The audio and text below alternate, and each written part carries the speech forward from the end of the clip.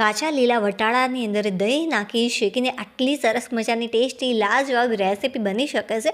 તમે ફ્રેન્ડ્સ ક્યારે વિચાર્યું પણ નહીં હોય. મારા ઘરમાં જેને પણ આ રેસીપી ખાતું જ રહી ગયું છે, તો ચોક્કસથી બનાવજો મારા કહેવા પ્રમાણે. તો આ માટે સૌથી પહેલાં અડધી વાટકી જેટલા કાચા વટાણા, સ્વાદ અનુસાર મીઠું, ચપટી જેટલા સોડા. જો સોડા એડ ન કરવા હોય તો આના વગર પણ તૈયાર કરી શકાય.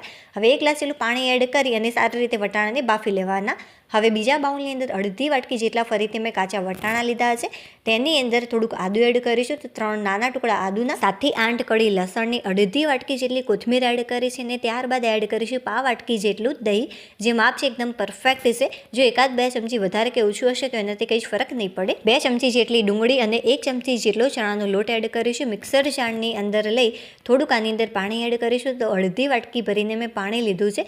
સારી રીતે આને ક્રશ કરી લેવાનું. હવે 1 ચમચી જેટલું તેલ અને 1 ચમચી જેટલું ઘી લઈશું. તે થોડું ગરમ થાય ત્યારે આની અંદર આપણે અડધી ચમચી ભરીને રાઈ, 2 થી 3 મીઠા લીમડાના પાન, અડધી વાટકી ભરીને ડુંગળી લીધી છે. સારી રીતે મિક્સ કરી અને જે પેસ્ટ આપણે તૈયાર કરી હતી એ ઉમેરી સારી રીતે ફરીથી આપણે એકવાર આને મિક્સ કરી લઈશું. હવે સ્વાદ અનુસાર મીઠું, 2 ચમચી ભરીને ધાણા પાવડર એડ કર્યો છે. અડધી ચમચી કરતાં પણ ઓછો મેં આની અંદર હળદર પાવડર ઉમેર્યો છે. 1 ચમચી ભરીને કાશ્મીરી લાલ મરચું પાવડર એડ કરી સારી રીતે મિક્સ કરી અડધી મિનિટ માટે કૂક કરી અને આની અંદર 1 ગ્લાસ ભરી પાણી એડ કરી દઈશું. ફરીથી મિક્સ કરી અને 2 મોટા ચમચા જેટલો ગોળ એડ કરી ફરીથી આને મિક્સ કરી લેવાનું.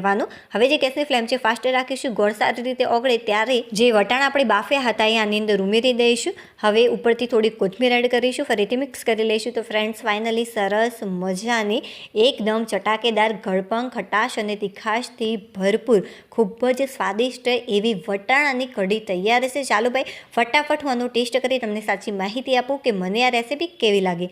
વાવ ફ્રેન્ડ્સ, ખરેખર સુપર્બ લાગે છે. એકવાર ચોક્કસથી બનાવજો. બાય.